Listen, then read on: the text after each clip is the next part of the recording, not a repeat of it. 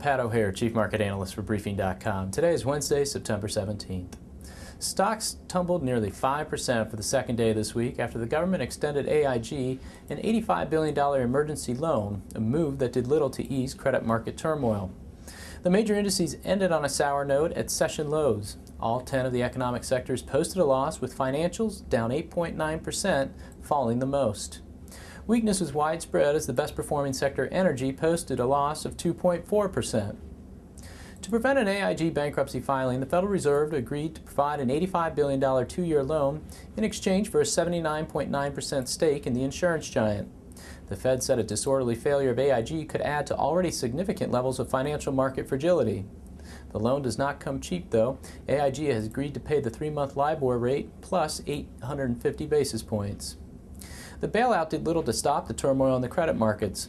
The TED spread, which is the difference between the 3-month Treasury bill and the 3-month LIBOR rate, spiked to 3.02%, marking its highest level on record. The higher spread indicates increased fears of credit risk and reluctance of banks to lend to each other.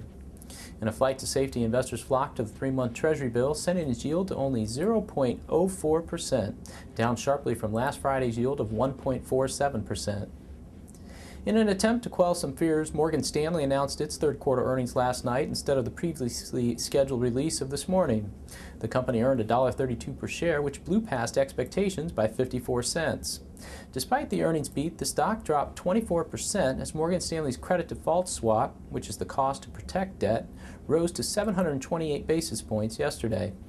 By comparison, Lehman Brothers swap traded at 707 basis points before it filed bankruptcy.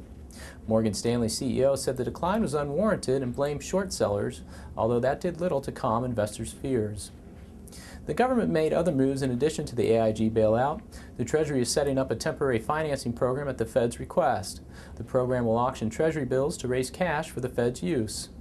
The initiative aims to help the Fed manage its balance sheet following its efforts to enhance its liquidity facilities over the previous few quarters.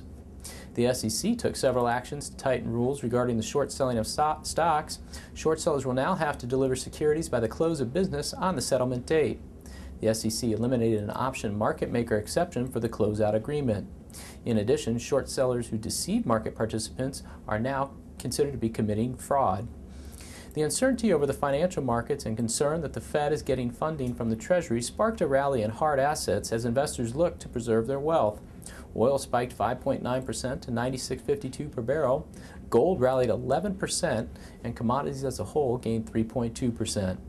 Conversely, the dollar fell 1.2%, losing 1.4% against the euro and 1.9% against the British pound. In corporate news outside the financial world, flash memory maker SanDisk rejected a $26 per share offer from Korean conglomerate Samsung, despite the offer representing a 93% premium over SanDisk's closing price on September 4th, the day before the media reported the possible takeover. SanDisk, which traded at $55.98 in October 2007, said the offer undervalues the firm. Nortel gave a preliminary third-quarter view of $2.3 billion in revenue, which fell short of the $2.7 billion consensus estimate. Nortel, which provides networking solutions, expects customers to cut back on spending. Software developer Adobe Systems reported third-quarter earnings that topped Wall Street's forecast, helped by sales of Adobe Acrobat. General Mills, meanwhile, easily beat estimates thanks to a strong 14% year-over-year increase in sales.